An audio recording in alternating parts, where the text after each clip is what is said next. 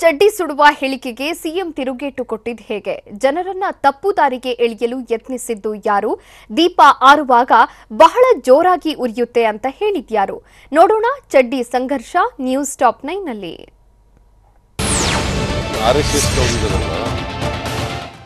ರಾಜ್ಯಾದ್ಯಂತ ಆರ್ಎಸ್ಎಸ್ ಚಡ್ಡಿ ಸುಡ್ತೇವೆ ಎಂಬ ವಿಪಕ್ಷ ನಾಯಕ ಸಿದ್ದರಾಮಯ್ಯ ಹೇಳಿಕೆಗೆ ಹುಬ್ಬಳ್ಳಿಯಲ್ಲಿ ಮುಖ್ಯಮಂತ್ರಿ ಬಸವರಾಜ ಬೊಮ್ಮಾಯಿ ಕೆಂಡ ಕಾರಿದ್ರು. ಸಿದ್ದರಾಮಯ್ಯ ಆರ್ಎಸ್ಎಸ್ ಬಗ್ಗೆ ಅಪಪ್ರಚಾರವನ್ನ ಮಾಡ್ತಿದ್ದಾರೆ. ಹೀಗೆ ಮಾಡಿಯೇ ಎಲ್ಲೆಡೆ ಕಾಂಗ್ರೆಸ್ ಪಕ್ಷ ಅಧಿಕಾರವನ್ನ ಕಳೆದುಕೊಳ್ತಿದೆ. ಮುಂದಿನ ದಿನಗಳಲ್ಲಿ ಕರ್ನಾಟಕದಲ್ಲೂ ನೆಲೆ ಕಳೆದುಕೊಳ್ಳಲಿದೆ ಅಂತ ಕಾಂಗ್ರೆಸ್ ವಿರುದ್ಧ ಸಿಎಂ ಬಸವರಾಜ ಬೊಮ್ಮಾಯಿ ವಾಗ್ದಾಳಿ ನಡೆಸಿದ್ರು.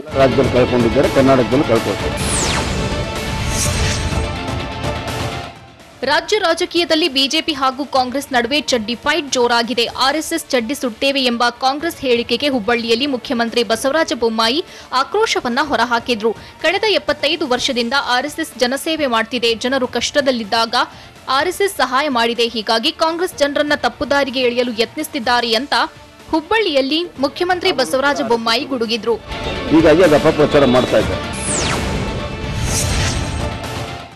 ಆರ್ಎಸ್ಎಸ್ ಚಡ್ಡಿ ಸುಡುವ ಅಭಿಯಾನಕ್ಕೆ ಕಾಂಗ್ರೆಸ್ ಕರೆ ವಿಚಾರವಾಗಿ ಬಿಜೆಪಿ ಸಂಸದ ಸಂಗಣ್ಣ ಕರಡಿ ಪ್ರತಿಕ್ರಿಯೆ ನೀಡಿದ್ದಾರೆ. ಕೊಪ್ಪಳದಲ್ಲಿ ಮಾತನಾಡಿದವರು, ಚಡ್ಡಿ ಸುಡೋಕೆ ಹೋಗಿ ತಮ್ಮನ್ನ ತಾವೇ ಸುಟ್ಕೋತಾರೆ ನೋಡಿ ಎಂದು ಹೇಳಿದ್ದಾರೆ. ಮಾಜಿ ಸಿಎಂ ಸಿದ್ದರಾಮಯ್ಯ ಚಡ್ಡಿ ಸುಡ್ತೇವೆ ಅಂತಾರೆ. ಒಬ್ಬ ನಾಯಕರು ದುಷ್ಕೃತ್ಯದ ಪರ ಮಾತನಾಡಬಾರದು. ದೀಪ ಆರುವಾಗ ಬಹಳ ಜೋರಾಗಿ ಉರಿಯುತ್ತೆ. ಕಾಂಗ್ರೆಸ್ ಮುಳುಗ್ತಿದೆ. ಒಂದು ಹುಲ್ಲುಕಡ್ಡಿ ಇವರಿಗೆ ಸಿಕ್ತಿಲ್ಲ ಎಂದು ಕಿಡಿಕಾರಿದ್ದಾರೆ.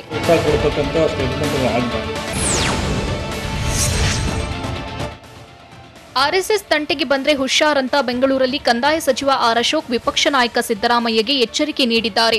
ಈ ರೀತಿ ಸುಡೋರೆಲ್ಲ ಮನೆ ಸುಟ್ಕೊಂಡಿದ್ದಾರೆ. ಹನುಮಂತನ ಬಾಲಕ್ಕೆ ಬೆಂಕಿ ಬಿದ್ದು ಲಂಕೆಯೇ ಸುಟ್ಟೋಯ್ತು. ಆರ್ಎಸ್ಎಸ್ ಶಕ್ತಿ ಏನು ಎಂದು ಇಡೀ ಪ್ರಪಂಚಕ್ಕೆ ಗೊತ್ತು. ಪ್ಯಾಂಟು ಚಡ್ಡಿ ಸುಡುವುದನ್ನೆಲ್ಲ ಬಿಟ್ಟು ಬಿಡಿ ಎಂದು ಸಿದ್ದರಾಮಯ್ಯಗೆ ಕಿವಿ ಮಾತು ಹೇಳಿದ್ರು.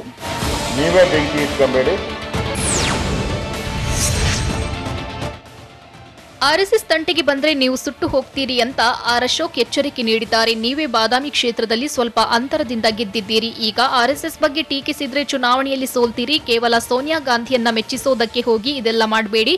ಚುನಾವಣೆಯಲ್ಲಿ ಸುಟ್ಟು ಹೋಗ್ತೀರಿ, ಹುಷಾರ್ ಅಂತ ವಿಪಕ್ಷ ನಾಯಕ ಸಿದ್ದರಾಮಯ್ಯಗೆ ಅಶೋಕ್ ವಾರ್ನಿಂಗ್ ಮಾಡಿದ್ರು.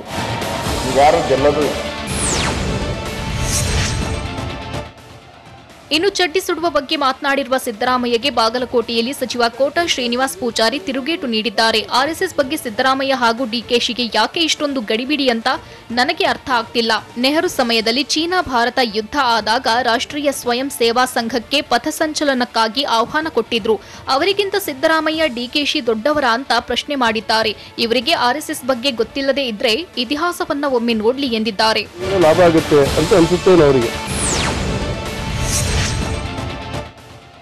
ಆರ್ಎಸ್ಎಸ್ ಚಡ್ಡಿ ಸುಡ್ತೇವೆ ಎಂಬ ಕಾಂಗ್ರೆಸ್ ಹೇಳಿಕೆ ಬಿಜೆಪಿ ನಾಯಕರ ಕಣ್ಣು ಕೆಂಪಾಗುವಂತೆ ಮಾಡಿದೆ. ಮಾಜಿ ಸಿಎಂ ಸಿದ್ದರಾಮಯ್ಯಗೆ ರಾಜಕೀಯದ ತಿಕ್ಕಲು ಹಿಡಿದಿದೆ ಅಂತ ಬೆಂಗಳೂರಿನಲ್ಲಿ ಎಂಎಲ್ಸಿ ಛಲವಾದಿ ನಾರಾಯಣಸ್ವಾಮಿ ಆಕ್ರೋಶ ಹೊರಹಾಕಿದ್ರು. ಸಿದ್ದರಾಮಯ್ಯ ಅವರ ತಿಕ್ಕಲುತನಕ್ಕೆ ಚಿಕಿತ್ಸೆಯೇ ಇಲ್ಲವಾಗಿದೆ. ಅವರಿಗೆ ಬಜೆಟ್ನ ಅಂತರಾಳ ಮತ್ತು ಆರ್ಥಿಕ ಲೆಕ್ಕಾಚಾರ ಗೊತ್ತಿಲ್ಲ. ಅವರಿಗೆ ಚಡ್ಡಿ ಮಾತ್ರ ಗೊತ್ತಿದೆ. ಅದಕ್ಕೆ ಚಡ್ಡಿ ಸುಡ್ತೀವಿ ಅಂತಾರೆ. ಚಾಮುಂಡೇಶ್ವರಿ ಕ್ಷೇತ್ರದ ಜನ ಅವರ ಲುಂಗಿ ಚಡ್ಡಿ ಕಿತ್ತು ಕಳಿಸಿದ್ರು ಅಂತ ಸಿದ್ದರಾಮಯ್ಯ ಬಗ್ಗೆ ಛಲವಾದಿ ನಾರಾಯಣಸ್ವಾಮಿ ಲೇವಡಿ ಮಾಡಿದ್ರು.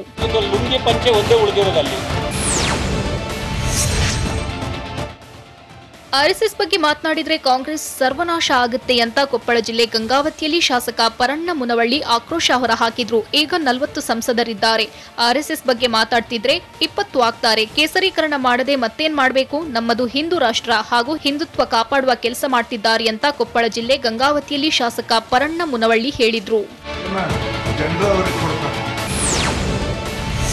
ಹುಚ್ಚ ಸಿದ್ದರಾಮಯ್ಯ ಎಂಬ ಮಾಜಿ ಸಚಿವ ಕೆಎಸ್ ಈಶ್ವರಪ್ಪ ಹೇಳಿಕೆಗೆ ವಿಪಕ್ಷ ನಾಯಕ ಸಿದ್ದರಾಮಯ್ಯ ಖಡಕ್ ತಿರುಗೇಟು ನೀಡಿದ್ದಾರೆ. ಬೆಂಗಳೂರಿನಲ್ಲಿ ಮಾತನಾಡಿದವರು, ಈಶ್ವರಪ್ಪ ಯಾಕೆ ಮಂತ್ರಿ ಸ್ಥಾನ ಕಳೆದುಕೊಂಡ್ರು ಎಂದು ಪ್ರಶ್ನೆ ಮಾಡಿ ನಂತರ ತಾವೇ ಅವರು ಭ್ರಷ್ಟಾಚಾರ ಮಾಡಿ ಸ್ಥಾನ ಕಳೆದುಕೊಂಡಿದ್ದಾರೆ. ಈಶ್ವರಪ್ಪ ಅವರಿಂದ ನಾನು ಪಾಠ ಕಲಿಯಬೇಕಾ ಅಂತ ಸಿದ್ದರಾಮಯ್ಯ ವ್ಯಂಗ್ಯವಾಡಿದ್ದಾರೆ.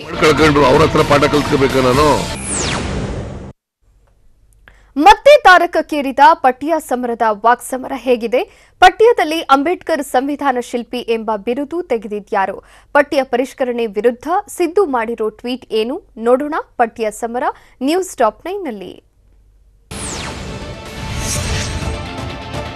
ಕಾಂಗ್ರೆಸ್ ಹಾಗೂ ಬಿಜೆಪಿ ನಡುವೆ ಪಠ್ಯ ಪರಿಷ್ಕರಣೆ ಸಂಗ್ರಾಮ ತಾರಕಕ್ಕೇರಿದೆ. ಬಿಜೆಪಿಯವರಿಗೆ ಕೋಮುವಾದದ ನಶೆ ಏರಿದೆ ಅಂತ ಬೆಂಗಳೂರಿನಲ್ಲಿ ಸಿದ್ದರಾಮಯ್ಯ ಆಕ್ರೋಶ ಹೊರಹಾಕಿದ್ರು. ಅದಕ್ಕಾಗಿ ಬಿಜೆಪಿಯವರು ಈ ರೀತಿ ಆಡ್ತಿದ್ದಾರೆ. ಸರ್ಕಾರ ಮೊಂಡಾಟ ಮಾಡಿದ್ರೆ ಜನ ತಕ್ಕ ಪಾಠ ಕಲಿಸ್ತಾರೆ. ಮಕ್ಕಳಲ್ಲಿ ಜ್ಞಾನ ವಿಕಾಸ, ಮನೋವಿಜ್ಞಾನ ಬೆಳೆಸಬೇಕು. ಸ್ವಾತಂತ್ರ್ಯ ಹೋರಾಟಗಾರರ ಬಗ್ಗೆ ಶಾಲಾ ಮಕ್ಕಳಿಗೆ ತಿಳಿಸಬೇಕು. ಅದು ಬಿಟ್ರೆ ಹೆಡ್ಗೇವಾರ್ ಭಾಷಣದ ವಿಷಯ ಸೇರಿಸಿದ್ದಾರೆ. ಆರ್ಎಸ್ಎಸ್ನವರಿಗೆ ಮಾಡಿದ ಭಾಷಣ ಬೇಕಾ ಅಂತ ವಿಪಕ್ಷ ನಾಯಕ ಸಿದ್ದರಾಮಯ್ಯ ಕಿಡಿಕಾರಿದ್ರು.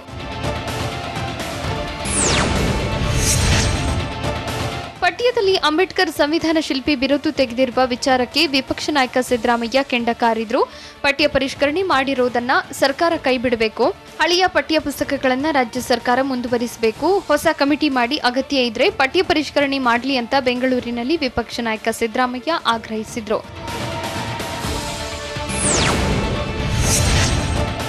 ಶಾಲಾ ಪಠ್ಯ ಪರಿಷ್ಕರಣೆ ವಿರುದ್ಧ ಕಾಂಗ್ರೆಸ್ ನಾಯಕರು ಸರ್ಕಾರದ ವಿರುದ್ಧ ಮುಗಿಬಿದ್ದಿದ್ದಾರೆ. ರಾಜ್ಯ ಸರ್ಕಾರದ ವಿರುದ್ಧ ಸರಣಿ ಟ್ವೀಟ್ ಮೂಲಕ ಸಿದ್ದರಾಮಯ್ಯ ಆಕ್ರೋಶ ಹೊರಹಾಕಿದ್ರು. ಹಿಂದೂ ಭಾವನೆಗೆ ಧಕ್ಕೆಯಾಗಿದ್ದಕ್ಕೆ ಪಠ್ಯ ಪರಿಷ್ಕರಣೆ ಮಾಡಲಾಗಿದೆ. ಶಿಕ್ಷಣ ಸಚಿವ ಬಿಸಿ ನಾಗೇಶ್ ಅಸಲಿ ಕಾರಣ ಬಹಿರಂಗಪಡಿಸಿದ್ದಾರೆ. ಹಿಂದೂಗಳು ಯಾರು ಅನ್ನೋದನ್ನ ನಾಗೇಶ್ ಬಹಿರಂಗಪಡಿಸಲಿ, ಯಾವುದರಿಂದ ಯಾರ್ಯಾರು ಭಾವನೆ ಧಕ್ಕೆಯಾಗಲಿದೆ ಎಂದು ತಿಳಿಸಬೇಕು ಅಂತ ಟ್ವೀಟ್ ಮೂಲಕ ವಿರೋಧ ಪಕ್ಷದ ನಾಯಕ ಸಿದ್ದರಾಮಯ್ಯ ಆಗ್ರಹಿಸಿದ್ರು. ಪಠ್ಯದಲ್ಲಿ ಮಹನೀಯರನ್ನ ಕಡೆಗಣಿಸಲಾಗಿದೆ ಅಂತ ಸರಣಿ ಟ್ವೀಟ್ ಮೂಲಕ ವಿಪಕ್ಷ ನಾಯಕ ಸಿದ್ದರಾಮಯ್ಯ ಬೆಂಕಿ ಉಗುಳಿದ್ರು. ಪರಿಷ್ಕೃತ ಪಠ್ಯದಲ್ಲಿ ಬಸವಣ್ಣ, ಬಿಆರ್ ಅಂಬೇಡ್ಕರ್, ಸಾವಿತ್ರಿಬಾಯಿ ಫುಲೆ, ನಾರಾಯಣ ಗುರು, ಕುವೆಂಪು ಸೇರಿ ಹಲವು ಮಹನೀಯರ ಕಡೆಗಣನೆ ಮಾಡಲಾಗಿದೆ. ಪಠ್ಯ ಪರಿಷ್ಕರಣಾ ಸಮಿತಿಯ ಕಿಡಿಗೇಡಿ ಅಧ್ಯಕ್ಷ ತುಚ್ಛೀಕರಿಸಿದ್ದಾರೆ. ಇದನ್ನ ಪ್ರತಿಭಟಿಸುತ್ತಿರುವವರು ಅನ್ಯ ಧರ್ಮೀಯರಲ್ಲ, ಹಿಂದೂಗಳೇ. ಪರಿಷ್ಕರಣಾ ಸಮಿತಿಯಲ್ಲಿ ದಲಿತ, ಒಬಿಸಿ ವಿದ್ವಾಂಸರಿಗೆ ಪ್ರಾತಿನಿಧ್ಯ ಇಲ್ಲ. ಶಿಕ್ಷಣ ಸಚಿವರು ಕಾಳಜಿ ತೋರುತ್ತಿದ್ದಾರೆ. ಹಿಂದೂಗಳ ವ್ಯಾಖ್ಯಾನದಲ್ಲಿ ದಲಿತರು, ಹಿಂದುಳಿದ ಸಮುದಾಯಗಳು ಸೇರುವುದಿಲ್ಲವೇ ಎಂದು ಸಿದ್ದರಾಮಯ್ಯ ಪ್ರಶ್ನೆ ಮಾಡಿದ್ದಾರೆ.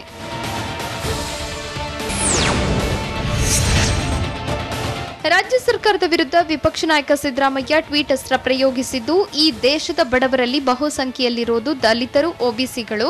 ಸರ್ಕಾರಿ ಶಾಲೆಗಳಲ್ಲಿ ಈ ಸಮುದಾಯದ ಮಕ್ಕಳು ಸಂಖ್ಯೆಗೆ ಹೆಚ್ಚಾಗಿದೆ. ಬುದ್ಧ, ಬಸವ, ಅಂಬೇಡ್ಕರ್, ಸಾವಿತ್ರಿಬಾಯಿ ಫುಲೆ, ನಾರಾಯಣ ಗುರು, ರಾಷ್ಟ್ರಕವಿ ಕುವೆಂಪು ಅವರಿಗೆ ಆಗಿರುವ ಅವಮಾನದಿಂದ ಈ ಮಕ್ಕಳ ಭಾವನೆಗೆ ಧಕ್ಕೆಯಾಗಿದೆ ಅಂತ ಟ್ವೀಟ್ ಮೂಲಕ ರಾಜ್ಯ ಸರ್ಕಾರದ ವಿರುದ್ಧ ವಿಪಕ್ಷ ನಾಯಕ ಸಿದ್ದರಾಮಯ್ಯ ರೋಷಾವಿಷ ಹೊರಹಾಕಿದ್ರು.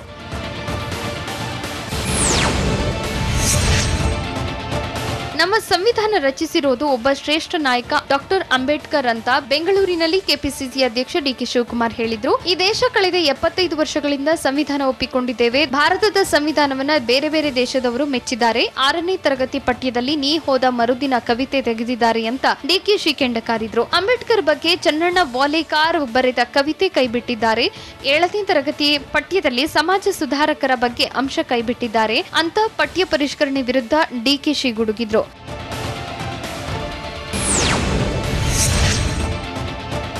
ಸಮಾಜ ವಿಜ್ಞಾನ ಪುಸ್ತಕದಲ್ಲಿದ್ದ ಅಂಬೇಡ್ಕರ್ ವಿಚಾರವನ್ನ ಕೈಬಿಟ್ಟಿದ್ದಾರೆ ಅಂತ ಬೆಂಗಳೂರಿನಲ್ಲಿ ಕೆಪಿಸಿಸಿ ಅಧ್ಯಕ್ಷ ಡಿಕೆ ಶಿವಕುಮಾರ್ ಆರೋಪಿಸಿದ್ರು. ಪಠ್ಯ ಪುಸ್ತಕದಲ್ಲಿ ಅಂಬೇಡ್ಕರ್ ತಂದೆ ತಾಯಿ ಹುಟ್ಟಿದ ಸ್ಥಳ, ದಿನಾಂಕವನ್ನ ಹಾಗೂ ಅಂಬೇಡ್ಕರ್ ಬೃಹತ್ ಹೋರಾಟದ ವಿಚಾರವನ್ನ ತೆಗೆದುಹಾಕಿದ್ದಾರೆ. 9ನೇ ತರಗತಿ ಪಠ್ಯದಲ್ಲಿ ಸಂವಿಧಾನ ಶಿಲ್ಪಿ ಬಿರುದನ್ನೇ ತೆಗೆದುಹಾಕಿದ್ದಾರೆ. ಇಷ್ಟು ಬೇಜವಾಬ್ದಾರಿ ಸರ್ಕಾರವನ್ನ ಇದುವರೆಗೆ ನಾವು ನೋಡಿಲ್ಲ. ರೋಹಿತ್ ಚಕ್ರತೀರ್ಥ ಬಗ್ಗೆ ಮಾತನಾಡುವುದರಲ್ಲಿ ಅರ್ಥವಿಲ್ಲ. ಸಿಎಂ ಬೊಮ್ಮಾಯಿ ಮಾಧ್ಯಮ ಪ್ರಕಟಣೆ ಕೂಡ ದ್ವಂದ್ವದಿಂದ ಕೂಡಿದೆ ಅಂತ ಡಿಕೆಶಿ ವಾಗ್ದಾಳಿ ನಡೆಸಿದ್ರು. ಪಠ್ಯದಲ್ಲಿ ದಲಿತ ಸಾಹಿತಿಗಳನ್ನ ಕೈಬಿಟ್ಟಿರುವ ವಿಚಾರಕ್ಕೆ ಬೆಂಗಳೂರಿನಲ್ಲಿ ಕೈ ಶಾಸಕ ಪ್ರಿಯಾಂಕ್ ಖರ್ಗೆ ಕಿಡಿಕಾರಿದ್ರು. ವಿಶೇಷವಾಗಿ ತತ್ವಜ್ಞಾನಗಳನ್ನ, ಬರಹಗಳನ್ನ ಕೈಬಿಟ್ಟಿದ್ದಾರೆ. ಪಠ್ಯದಲ್ಲಿ ಅಂಬೇಡ್ಕರ್ಗೂ ಅಪಮಾನವನ್ನ ಮಾಡಿದ್ದಾರೆ ಅಂತ ಬೆಂಗಳೂರಿನಲ್ಲಿ ಕೈ ಶಾಸಕ ಪ್ರಿಯಾಂಕ್ ಖರ್ಗೆ ಆಕ್ರೋಶ ಹೊರಹಾಕಿದ್ರು. ರಚನಾ ಸಮಿತಿ ಅಧ್ಯಕ್ಷರೆಂದು ಪುಸ್ತಕದಲ್ಲಿ ಸೇರಿಸಿದ್ದಾರೆ. ತಮ್ಮ ಸಿದ್ಧಾಂತಕ್ಕೆ ತಕ್ಕಂತೆ ಪುಸ್ತಕಗಳಲ್ಲಿ ಪಾಠವನ್ನ ಇಟ್ಟಿದ್ದಾರೆ. ಬೆಂಗಳೂರಿನಲ್ಲಿ ಕೈ ಶಾಸಕ ಪ್ರಿಯಾಂಕ್ ಖರ್ಗೆ ವಾಗ್ದಾಳಿ ನಡೆಸಿದ್ರು. ಶಾಲಾ ಪಠ್ಯ ಪರಿಷ್ಕರಣೆ ವಿರುದ್ಧ ಮಾಜಿ ಸಿಎಂ ಎಚ್.ಡಿ. ಕುಮಾರಸ್ವಾಮಿ ಕೂಡ ಕೆಂಡಕಾರಿದ್ರು. ಪಠ್ಯ ಪುಸ್ತಕದಲ್ಲಿ ಬಸವಣ್ಣನವರಿಗೆ ಅವಮಾನ ಮಾಡಲಾಗಿದೆ ಅಂತ ಬಾಗಲಕೋಟೆಯಲ್ಲಿ ಮಾಜಿ ಸಿಎಂ ಎಚ್.ಡಿ. ಕುಮಾರಸ್ವಾಮಿ ಆಕ್ರೋಶ ಹೊರಹಾಕಿದ್ರು. ಕೇಂದ್ರದ ಗೈಡ್ಲೈನ್ಸ್ ಮೂಲಕ ಈ ಪಾಲಿಸಿ ತಂದ್ರ ಇವರು ಮಕ್ಕಳನ್ನ ಶಾಲೆಗೆ ಕಳುಹಿಸಲು ಆತಂಕ ಪಡುವ ಸ್ಥಿತಿ ತಂದಿದ್ದೀರಿ ಅಂತ ಬಾಗಲಕೋಟೆಯಲ್ಲಿ ಮಾಜಿ ಸಿಎಂ ಎಚ್.ಡಿ. ಕುಮಾರಸ್ವಾಮಿ ಕಿಡಿಕಾರಿದ್ರು. ಸಿದ್ದು ಡಿಕೆಶಿ ಗೇಮ್ಗೆ ಎಚ್ಡಿಕೆ ರಣತಂತ್ರ ಹೇಗಿದೆ? ಕೈ ಶಾಸಕರನ್ನ ಸೆಳೆಯಲು ದಳಪತಿಗಳ ಸ್ಕೆಚ್ ಏನು? ಆತ್ಮಸಾಕ್ಷಿ ಮತಗಳು ನಮಗೂ ಬರುತ್ತೆ ಅಂತ ಹೇಳಿದ್ಯಾರು? ನೋಡೋಣ ರಾಜ್ಯಸಭೆ ಫೈಟ್ ನ್ಯೂಸ್ ಟಾಪ್ 9 ನಲ್ಲಿ. ರಾಜ್ಯಸಭೆ ಚುನಾವಣಾ ರಣಕಣ ರೋಚಕತೆ ಪಡೆದುಕೊಂಡಿದೆ. ಮೇಲ್ಮನೆ ಆಟದಲ್ಲಿ ದಳಪತಿಗಳಿಗೆ ಸಿದ್ದರಾಮಯ್ಯ ಹಾಗೂ ಡಿಕೆಶಿ ಖಡಕ್ ಟಕ್ಕರ್ ಕೊಡಲು ದಳಪತಿ ಹೊಸ ತಾಳ ಹೂಡಿರೋ ಸಾಧ್ಯತೆ ಇದೆ. ರಾಜ್ಯಸಭೆ ಕಣದಲ್ಲಿ ಜೆಡಿಎಸ್ ಕೊನೆ ಕ್ಷಣದಲ್ಲಿ ಜೋಡೆತ್ತುಗಳ ಪ್ಲಾನ್ ಉಲ್ಟಾ ಮಾಡ್ತಾರಾ ಅನ್ನೋ ಕುತೂಹಲ ಹೆಚ್ಚಾಗಿದೆ. ಸೋಲೋ ಕ್ಷಣದಲ್ಲೂ ಗೆಲುವಿಗಾಗಿ ದಳಪತಿಗಳ ಕಸರತ್ತು ನಡೆಸುತ್ತಿದ್ದಾರೆ. ಜೂನ್ 10ರ ನಂತರ ಎಲ್ಲ ಗೊತ್ತಾಗುತ್ತೆ ಅಂತ ಮಾಜಿ ಸಿಎಂ ಎಚ್ಡಿಕೆ ನಿನ್ನೆ ಬಾಂಬ್ ಸಿಡಿಸಿದ್ರು. ಇತ್ತ ಜೂನ್ 10ರ ಒಳಗೆ ಲೆಕ್ಕಾಚಾರವನ್ನ ಉಲ್ಟಾ ಮಾಡ್ತಾರಾ ಎಚ್ಡಿಕೆ ಅನ್ನೋ ಮಾತುಗಳು ಕೇಳಿ ಬರ್ತಿದೆ.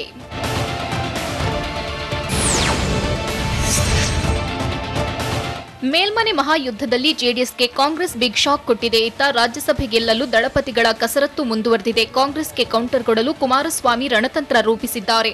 ಅಲ್ಲದೆ ಕಾಂಗ್ರೆಸ್ ಶಾಸಕರನ್ನ ಸಂಪರ್ಕ ಮಾಡಲು ಎಚ್ಡಿಕೆ ಪ್ಲಾನ್ ರೂಪಿಸಿದ್ದಾರೆ ಅನ್ನೋದು ಸುಳಿದಾಡ್ತಿದೆ. ಕನಿಷ್ಠ 2-3 ಶಾಸಕರ ಮತ ಸೆಳೆಯಲು ದಳಪತಿಗಳು ಹುನ್ನಾರ ಮಾಡಿದ್ದಾರಂತೆ. ಇನ್ನು ಕೈ ಶಾಸಕರ ಗುಟ್ಟು ಬಿಟ್ಟುಕೊಡದ ಕುಮಾರಸ್ವಾಮಿ ನಿಗೂಢ ಹೆಜ್ಜೆ ಇಟ್ಟಿದ್ದಾರೆ.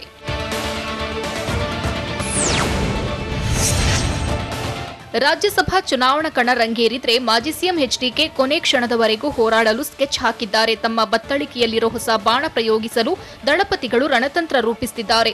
ಈಗಾಗಲೇ ನಮಗೆ ಆತ್ಮಸಾಕ್ಷಿ ಮತಗಳು ಬರುತ್ತೆ ಅಂತ ವಿಪಕ್ಷ ನಾಯಕ ಸಿದ್ದರಾಮಯ್ಯ ಬಾಂಬ್ ಸಿಡಿಸಿದ್ರು.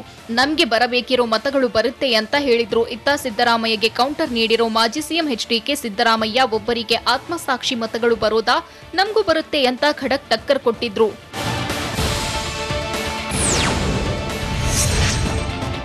ರಾಜ್ಯಸಭೆಯಲ್ಲಿ ಮತ್ತೊಂದೆಡೆ ಅಡ್ಡ ಮತದಾನ ತಡೆಯಲು ಮಾಜಿ ಸಿಎಂ ಎಚ್ಡಿಕೆ ಮೆಗಾ ಪ್ಲಾನ್ ಮಾಡಿದ್ದಾರೆ. ಜೆಡಿಎಸ್ನಿಂದ ಅಡ್ಡ ಮತದಾನ ಆಗದಂತೆ ನೋಡಿಕೊಳ್ಳಲು ಬಿಗ್ ಸ್ಕೆಚ್ ಹಾಕಿದ್ದಾರೆ. ಎಲ್ಲಾ ಶಾಸಕರ ಪ್ರತ್ಯೇಕ ಭೇಟಿಗೆ ದೇವೇಗೌಡರು ಸೂಚಿಸಿದ್ದಾರಂತೆ.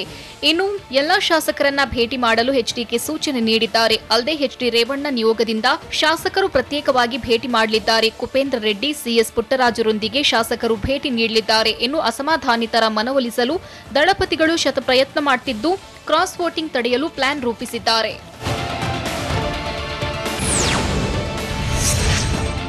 ಕಾಂಗ್ರೆಸ್ ವಿರುದ್ಧ ಮಾಜಿ ಸಿಎಂ ಎಚ್ಡಿ ಕುಮಾರಸ್ವಾಮಿ ಆಕ್ರೋಶ ಹೊರಹಾಕಿದ್ದಾರೆ. ಕೈ ತೆನೆ ಸಮ್ಮಿಶ್ರ ಸರ್ಕಾರದ ಸತ್ಯವನ್ನ ದಳಪತಿ ಬಿಚ್ಚಿಟ್ಟಿದ್ದಾರೆ. ಸಮ್ಮಿಶ್ರ ಸರ್ಕಾರ ಹೋಗ್ಲಿ ಅಂತ ನಾನೇ ತೀರ್ಮಾನಿಸಿದ್ದೆ, ಆದ್ರಿಂದಲೇ ನಾನು ಆಗ ಅಮೆರಿಕಗೆ ಹೋಗಿದ್ದು ಅಂತ ಬೆಳಗಾವಿಯಲ್ಲಿ ಕುಮಾರಸ್ವಾಮಿ ಹೊಸ ಬಾಂಬ್ ಸ್ಫೋಟಿಸಿದ್ರು. ಆಗ ಸರ್ಕಾರ ತೆಗೆಯಲು ದೊಡ್ಡ ಮಟ್ಟದ ಕಸರತ್ತು ನಡೆದಿತ್ತು. ಮೈತ್ರಿ ಸರ್ಕಾರದ ನಡವಳಿಕೆಗಳು ಬೇಸರ ತರಿಸಿದ್ವು. ನನಗೆ ಕೊಡ್ತಿದ್ದ ಹಿಂಸೆಗಳನ್ನ ನೋಡಿ ಬೇಸರವಾಗಿತ್ತು. ರೈತರ ಸಾಲ ಮನ್ನಾ ಮಾಡುವ ಟಾಸ್ಕ್ ನನ್ನ ಮೇಲಿತ್ತು ಅಂತ ಬೆಳಗಾವಿಯಲ್ಲಿ ಮಾಜಿ ಸಿಎಂ ಕುಮಾರಸ್ವಾಮಿ ಹೇಳಿದ್ರು.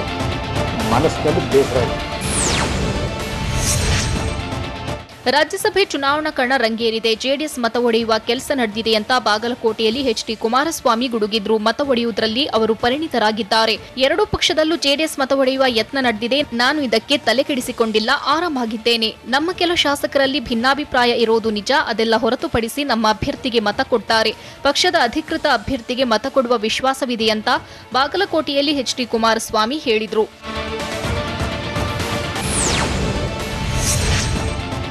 ರಾಜ್ಯಸಭೆ ಚುನಾವಣೆಯಲ್ಲಿ ಅಡ್ಡ ಮತದಾನ ಆಗೋ ಆತಂಕ ಇದೀಗ ಎಲ್ಲರಿಗೂ ಕಾಡ್ತಿದೆ. ಆತ್ಮಸಾಕ್ಷಿ ಮತವನ್ನ ಕೇಳಿದ್ದೇವೆ ಅಂತ ಬೆಂಗಳೂರಿನಲ್ಲಿ ಕೆಪಿಸಿಸಿ ಅಧ್ಯಕ್ಷ ಡಿಕೆ ಶಿವಕುಮಾರ್ ಹೇಳಿದ್ರು. ವಿಪಕ್ಷ ನಾಯಕ ಸಿದ್ದರಾಮಯ್ಯ, ಬಿಕೆ ಹರಿಪ್ರಸಾದ್ ರಾಷ್ಟ್ರೀಯ ನಾಯಕರ ಜತೆ ಚರ್ಚಿಸಿ ಅಭ್ಯರ್ಥಿಗಳನ್ನ ಹಾಕಿದ್ದೇವೆ. ಪಕ್ಷ ಒಗ್ಗಟ್ಟಾಗಿ ತೀರ್ಮಾನಿಸಿ 2ನೇ ಅಭ್ಯರ್ಥಿ ಮನ್ಸೂರ್ ಅಲಿ ಖಾನ್ ಹೆಸರು ಫೈನಲ್ ಆಗಿದೆ. ಇದರಲ್ಲಿ ಯಾವುದೇ ಗೊಂದಲ ಇಲ್ಲ ಅಂತ ಕೆಪಿಸಿಸಿ ಅಧ್ಯಕ್ಷ ಡಿಕೆ ಶಿವಕುಮಾರ್ ಹೇಳಿದ್ರು.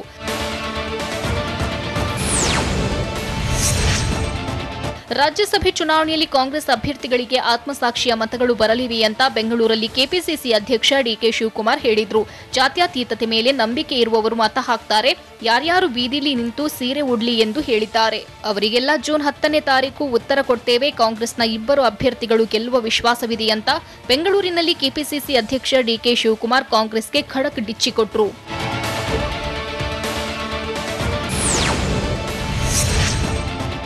ರಾಜ್ಯಸಭೆ ಚುನಾವಣಾ ಅಖಾಡ ರಣರೋಚಕ ಹಂತ ತಲುಪಿದೆ. 4 ಸ್ಥಾನಕ್ಕೆ 6 ಜನ ಕಲಿಗಳು ಅಖಾಡದಲ್ಲಿ ಬಿಗ್ ಫೈಟ್ ನಡೆಸಲಿದ್ದಾರೆ. ರಾಜ್ಯಸಭಾ ಚುನಾವಣೆಯಲ್ಲಿ ಅಡ್ಡ ಮತದಾನದ ಆತಂಕ ಹೆಚ್ಚಾಗಿದೆ.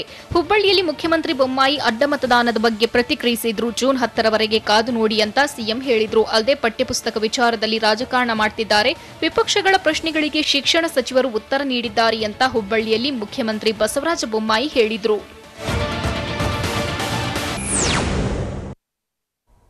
ನಿಮ್ಮ ಚಡ್ಡಿ ಬಿಚ್ಚಿಕೊಳ್ಳಿ ಅಂತ ಹೇಳಿದ್ಯಾರು? ಬಿಜೆಪಿ ಟ್ವೀಟ್ ಅನ್ನ ಎಚ್ಡಿಕೆ ಸಮರ್ಥಿಸಿದ್ದು ಹೇಗೆ? ಒರಿಜಿನಲ್ ಚಡ್ಡಿಗಳನ್ನೇ ಸುಡ್ತೇವೆ, ಕಾದು ನೋಡಿ ಅಂತ ಅಂದಿದ್ಯಾರು? ನೋಡೋಣ ಟಾಕ್ ವಾರ್ ನ್ಯೂಸ್ ಟಾಪ್ 9 ನಲ್ಲಿ.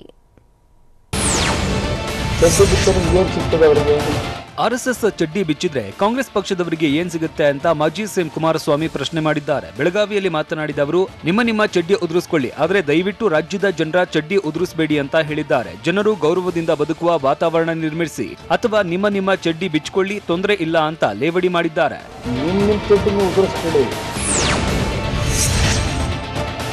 ಉಂಡ ಮನೆಗೆ ಏಡು ಬಗೆಯೋದು ಸಿದ್ದರಾಮಯ್ಯ ನೋಡಿ ಕಲಿಬೇಕು ಎಂಬ ಬಿಜೆಪಿ ಟ್ವೀಟ್ ಅನ್ನ ಎಚ್ಡಿಕೆ ಸಮರ್ಥಿಸಿಕೊಂಡಿದ್ದಾರೆ.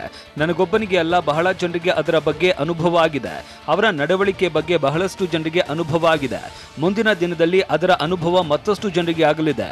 ಖರ್ಗೆ, ಧರಂಸಿಂಗ್ ರಂತಹ ಹಿರಿಯ ನಾಯಕರನ್ನ ದೂರ ಇಟ್ಟು ಸಿದ್ದರಾಮಯ್ಯಗೆ ನಾಯಕತ್ವ ನೀಡಿ 5 ವರ್ಷ ಸಿಎಂ ಮಾಡಿದ್ರು. ಆದ್ರೆ ಈ ವ್ಯಕ್ತಿಯನ್ನ ನಂಬಿ ಕಾಂಗ್ರೆಸ್ ತನ್ನ ದುಡಿಮೆಯನ್ನ ಧಾರೆ ಎರೆದಿದೆ ಅಂತ ಹೇಳಿದ್ದಾರೆ.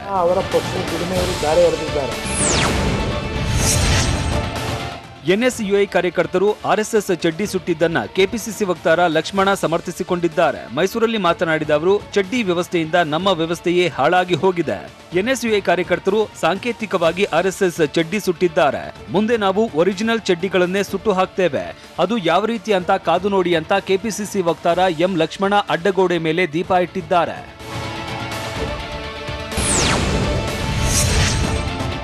ಪಶ್ಚಿಮ ಶಿಕ್ಷಕರ ಮತಕ್ಷೇತ್ರದ ಚುನಾವಣೆ ಹಿನ್ನೆಲೆಯಲ್ಲಿ ಸುದ್ದಿಗೋಷ್ಠಿ ನಡೆಸಿದ ಬಿಜೆಪಿ ಅಭ್ಯರ್ಥಿ ಬಸವರಾಜ ಹೊರಟ್ಟಿ ಮಾಜಿ ಸಿಎಂ ಎಚ್ಡಿ ಕುಮಾರಸ್ವಾಮಿಗೆ ತಿರುಗೇಟು ನೀಡಿದ್ದಾರೆ. ಕ್ರಿಕೆಟ್ ಟೀಮ್ನಲ್ಲಿ ಕ್ಯಾಪ್ಟನ್ ರನ್ ಹೊಡೆಯದೇ ಇದ್ದರೂ ಟ್ರೋಫಿ ಕ್ಯಾಪ್ಟನ್ ಕೈಗೆ ಬರೋದು. ಹೀಗಾಗಿ ಮಂತ್ರಿಗಳು ಮಾಡಿದ ಅಭಿವೃದ್ಧಿ ಕೆಲಸಕ್ಕೆ ಮುಖ್ಯಮಂತ್ರಿಗೆ ಹೆಸರು ಬರೋದು. ನಾನು ಸ್ಟಡಿ ಮಾಡಿದ ಅಭಿವೃದ್ಧಿ ಕೆಲಸಗಳಿಗೆ ಅವರು ಒಪ್ಪಿಗೆ ನೀಡಿದ್ದಾರೆ ಅಂತ ಕುಮಾರಸ್ವಾಮಿಗೆ ತಿರುಗೇಟು ನೀಡಿದ್ದಾರೆ.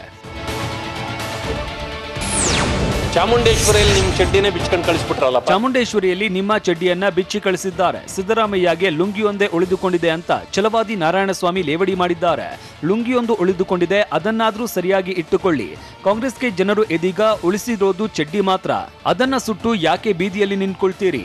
ಸಿದ್ದರಾಮಯ್ಯನವರಿಗೆ ಕಳುಹಿಸೋದಕ್ಕೆ ನಾವು ಕೂಡ ಚಡ್ಡಿ ಸಂಗ್ರಹ ಮಾಡ್ತಾ ಇದ್ದೇವೆ. ಚಡ್ಡಿ ಸುಡೋದಕ್ಕೆ ಪೊಲ್ಯೂಷನ್ ಕಂಟ್ರೋಲ್ ರೂಮ್ನಿಂದ ಅನುಮತಿ ಪಡೆಯಿರಿ ಅಂತ ಹೇಳಿದ್ದಾರೆ. ಒಂದಷ್ಟು ಚಡ್ಡಿಗಳೆಲ್ಲ ಕಲೆಕ್ಟ್ ಮಾಡಿರಪ್ಪ. ತಿಪಟೂರಿನಲ್ಲಿ ಕಾಂಗ್ರೆಸ್ ಮುಖಂಡ ಲೋಕೇಶ್ವರ್ ಸುದ್ದಿಗೋಷ್ಠಿ ನಡೆಸಿ ಶಿಕ್ಷಣ ಸಚಿವ ಬಿಸಿ ನಾಗೇಶ್ ರಾಜೀನಾಮೆಗೆ ಆಗ್ರಹಿಸಿದ್ದಾರೆ. ಪಠ್ಯಪುಸ್ತಕ ಪರಿಷ್ಕರಣೆ ವಿಚಾರವಾಗಿ ಮಾತನಾಡಿದ ಅವರು, ಪುಸ್ತಕಗಳನ್ನ ಪ್ರಿಂಟ್ ಮಾಡೋದಕ್ಕೆ ಈಗಾಗಲೇ 34 ಕೋಟಿ ಹಣ ಖರ್ಚಾಗಿದೆ. ಮತ್ತೆ ಪರಿಷ್ಕರಣೆ ಮಾಡ್ತೀನಿ ಅಂತ ಸಿಎಂ ಹೇಳಿದ್ದಾರೆ. ಬಿಜೆಪಿಯ ದುರಾಡಳಿತವನ್ನ ಖಂಡಿಸ್ತೇನೆ. ನಾಗೇಶ್ ಅವರ ತಿಳುವಳಿಕೆ ಇಲ್ಲದ ಅವಿವೇಕತನ ವರ್ತನೆಯಿಂದ ಮಕ್ಕಳಿಗೆ ತೊಂದರೆಯಾಗಿದೆ ಅಂತ ವಾಗ್ದಾಳಿ ನಡೆಸಿದ್ದಾರೆ.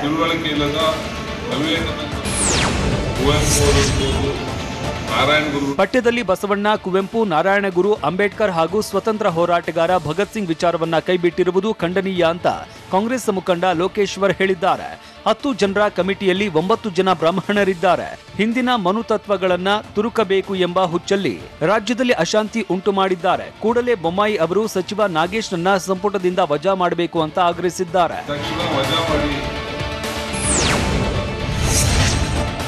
ಪ್ರತಾಪ್ ಸಿಂಹ ಗಾಜಿನ ಮನೆಯಲ್ಲಿ ಕುಳಿತು ಕಲ್ಲು ಹೊಡಿತಾ ಇದ್ದಾರೆ ಅಂತ ಮೈಸೂರಿನಲ್ಲಿ ಕೆಪಿಸಿಸಿ ವಕ್ತಾರ ಎಂ ಲಕ್ಷ್ಮಣ ವ್ಯಂಗ್ಯವಾಡಿದ್ದಾರೆ.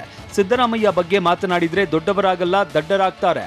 ನಿನ್ನಂತಹ 100 ಎಂಪಿಗಳನ್ನ ಅವರು ಟೊವೆಲ್ನಲ್ಲಿ ಸುತ್ತು ಎಸಿತಾರೆ ಅಂತ ಸಿದ್ದರಾಮಯ್ಯ ಪರ ಫುಲ್ ಬ್ಯಾಟ್ ಬೀಸಿದ್ದಾರೆ.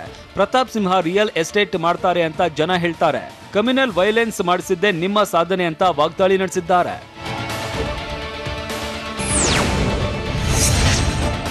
ಶ್ರೀರಂಗಪಟ್ಟಣದ ಜಾಮಿಯಾ ಮಸೀದಿ ವಿವಾದ ವಿಚಾರವಾಗಿ ಮಾತನಾಡಿದ ಕಾಂಗ್ರೆಸ್ ಶಾಸಕ ತನ್ವೀರ್ ಸೇಠ್, ಮಸೀದಿ ವಕ್ಫ್ ಬೋರ್ಡ್ನಿಂದ ನಿರ್ವಹಣೆಯಾಗ್ತಾ ಇದೆ ಅಂತ ಹೇಳಿದ್ದಾರೆ. ಮೈಸೂರಲ್ಲಿ ಮಾತನಾಡಿದ ಅವರು, ಇಷ್ಟು ವರ್ಷ ಇಲ್ಲದ ವಿವಾದ ಈಗ್ಯಾಕೆ ಮಾಡಲಾಗ್ತಿದೆ ಅಂತ ಪ್ರಶ್ನೆ ಮಾಡಿದ್ದಾರೆ.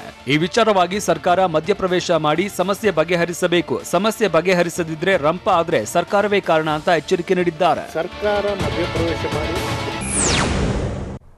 ಅನಂತರಾಜು ಬರೆದಿದ್ದಾರೆ ಎನ್ನಲಾದ ಡೆತ್ ನೋಟ್ನಲ್ಲಿ ಏನಿದೆ? ಖಾಲಿಫ್ ನೀಡಿರುವ ವಿವಾದಾತ್ಮಕ ಹೇಳಿಕೆ ಏನು? ಧರ್ಮಗಳ ನಡುವೆ ಕಿಚ್ಚು ಹಚ್ಚೋ ಕೆಲಸ ಮಾಡಿದ್ಯಾರು? ನೋಡೋಣ ಬೆಂಗಳೂರು ನ್ಯೂಸ್ ಟಾಪ್ 9ನಲ್ಲಿ. ಬಿಜೆಪಿ ಮುಖಂಡನ ಸೂಸೈಡ್ ಕೇಸ್ಗೆ ದಿನಕ್ಕೊಂದು ಸ್ಫೋಟಕ ಟ್ವಿಸ್ಟ್ ಸಿಗ್ತಾ ಇದೆ. ಬಿಜೆಪಿ ಮುಖಂಡ ಅನಂತರಾಜು ಬರೆದಿದ್ದಾರೆ ಎನ್ನಲಾದ ಡೆತ್ ನೋಟ್ ಟಿವಿ9ಗೆ ಲಭ್ಯವಾಗಿದೆ. ಪತ್ನಿ ಮತ್ತು ಪೊಲೀಸರಿಗೆ ಬರೆದಿರುವ 2 ಡೆತ್ ನೋಟ್ ಸಾಕಷ್ಟು ಸದ್ದು ಮಾಡುತ್ತಿದೆ. ಪತ್ನಿ ಪೊಲೀಸರಿಗೆ ಬರೆದಿರುವ ಡೆತ್ ನೋಟ್ನಲ್ಲಿ ಅನಂತರಾಜು ಸಾವಿನ ಬಗ್ಗೆ ಉಲ್ಲೇಖಿಸಲಾಗಿದೆ. ಪ್ರಿಯಾ ಸುಮಾ, ಕ್ಷಮಿಸಿ ಬಿಡು, ನಿನಗೆ ಮೋಸ ಮಾಡಿದ್ದೇನೆ, ಕ್ಷಮೆ ಕೇಳಲು ಅರ್ಹನಲ್ಲ, ಮುಖ ತೋರಿಸಲು ಸಾಧ್ಯವಾಗ್ತಿಲ್ಲ, ರೇಖಾ ಎಂಬ ಹೆಣ್ಣಿನ ಸಹವಾಸ ಮಾಡಿ ಹಾಳಾಗಿದ್ದೇನೆ, ಫೋಟೋ ವಿಡಿಯೋಗಳ ಟ್ರ್ಯಾಪ್ಗೆ ಸಿಲುಕಿ ಸಿಲುಕಿದ್ದೇನೆ ಅಂತ ಅನಂತರಾಜು ಬರೆದಿದ್ದಾನೆ ಎನ್ನಲಾದ ಡೆತ್ ನೋಟ್ನಲ್ಲಿ ಉಲ್ಲೇಖಿಸಲಾಗಿದೆ.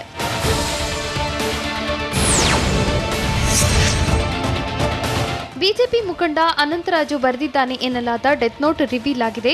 ರೇಖಾ ಎಂಬ ಹೆಣ್ಣಿನ ಮೋಸದ ಜಾಲಕ್ಕೆ ಸಿಲುಕಿದ್ದೇನೆ, ಮೋಸದ ಜಾಲಕ್ಕೆ ಸಿಲುಕಿ ಎಲ್ಲವನ್ನ ಕಳೆದುಕೊಂಡಿದ್ದೇನೆ ಅಂತ ಅನಂತರಾಜು ಬರೆದಿದ್ದಾರೆ ಎನ್ನಲಾದ ಡೆತ್ ನೋಟ್ನಲ್ಲಿ ಉಲ್ಲೇಖಿಸಲಾಗಿದೆ. ಸಾಕಷ್ಟು ಹಣ ನೀಡಿದ್ದೇನೆ, ಮಾನಸಿಕ ಹಿಂಸೆ ಕೂಡ ಅನುಭವಿಸಿದ್ದೇನೆ, ಅವಳ ವಿರುದ್ಧ ಕಾನೂನು ಕ್ರಮ ವಹಿಸಬೇಕೆಂದು ಕೇಳಿಕೊಳ್ತೇನೆ. ಇದು ಡೆತ್ ನೋಟ್ ಎಂದು ಪೊಲೀಸರಿಗೆ ಸುಮ್ಮನ್ ನೀಡಿದ್ದಾರೆ. ಅನಂತರಾಜು ಬರೆದಿದ್ದಾರೆ ಎನ್ನಲಾದ ಡೆತ್ ನೋಟ್ನಲ್ಲಿ ಬ್ಯಾಡರಹಳ್ಳಿ ಪೊಲೀಸರು ವಶಕ್ಕೆ ಪಡೆದಿದ್ದು ಸತ್ಯಾಸತ್ಯತೆ ಬಗ್ಗೆ ಎಫ್ಎಸ್ಎಲ್ ಪರೀಕ್ಷೆಗೆ ರವಾನಿಸಲಾಗಿದೆ.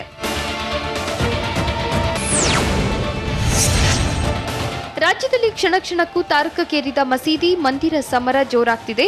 ಮಸೀದಿ ಮಂದಿರ ಯುದ್ಧಕ್ಕೆ ಮುಸ್ಲಿಂ ಮುಖಂಡರು ಗರಂ ಆಗಿದ್ದಾರೆ. ಚಾಮರಾಜಪೇಟೆ ಹಾಗೂ ಶ್ರೀರಂಗಪಟ್ಟಣ ಒಡೆಯುತ್ತೇವೆ ಅಂತಿದ್ದಾರೆ. ಒಡೆದು ಹಾಕೋಕೆ ಹೋದ್ರೆ ಜೀವಂತವಾಗಿ ಬಿಟ್ಟು ಬಿಡ್ತಾರಾ ಅಂತ ಮೊಹಮ್ಮದ್ ಖಾಲಿಫ್ ವಿವಾದಾತ್ಮಕ ಹೇಳಿಕೆ ನೀಡಿದ್ದಾರೆ. ಚುನಾವಣೆಗಾಗಿ ಮುಸ್ಲಿಮರ ಭಾವನೆಗಳ ಜೊತೆ ಆಟ ಆಡ್ತಿದ್ದಾರೆ. ಎಲೆಕ್ಷನ್ ಬರ್ತಿದೆ ಎಂದು ಹೀರೋ ಆಗೋಕೆ ಹೊರಟಿದ್ದಾರೆ. ಹಿಂದೂಪರ ಸಂಘಟನೆಗಳು ಹಾಸ್ಯಾಸ್ಪದಕ್ಕೆ ಒಳಗಾಗ್ತಿದ್ದಾರೆ ಅಂತ ಮುಸ್ಲಿಂ ಮುಖಂಡ ಮೊಹಮ್ಮದ್ ಖಾಲಿಫ್ ಕೆಂಡಾಮಂಡಲರಾದರು. ಬೆಂಗಳೂರಿನ ಈದ್ಗಾ ಮೈದಾನದಲ್ಲಿ ಎಲ್ಲರೂ ವ್ಯಾಪಾರ ಮಾಡ್ತಿದ್ದಾರೆ, ಅವರಿಗೆ ಇಲ್ಲದ ಸಮಸ್ಯೆ ಇವರುಗಳಿಗೆ ಹೇಗೆ ಬಂತು ಅಂತ ಮುಸ್ಲಿಂ ಮುಖಂಡ ಮೊಹಮ್ಮದ್ ಖಾಲಿಫ್ ಪ್ರಶ್ನಿಸಿದ್ರು. ಬೀಳಿಸುವುದು ಅನ್ನೋಕ್ಕಿಂತ ಕಟ್ಟೋ ಮಾತು ಹೇಳಿ, ಇಲ್ಲಿ ನೈತಿಕ ಪೊಲೀಸ್ಗಿರಿ ಪ್ರದರ್ಶನ ಮಾಡಬೇಡಿ. ಕ್ರೌರ್ಯ ಅಂತ ಹೋದ್ರೆ ಅಲ್ಲಿದ್ದವರು ಅದೇ ಮಾಡ್ತಾರೆ. ಧರ್ಮಗಳ ನಡುವೆ ಕಿಚ್ಚು ಹಚ್ಚುವ ಕೆಲಸ ಬೇಡ ಅಂತ ಈದ್ಗಾ ವಿವಾದ ತೆಗೆದವರ ವಿರುದ್ಧ ಖಾಲಿಫ್ ಆಕ್ರೋಶ ಹೊರಹಾಕಿದ್ದಾರೆ.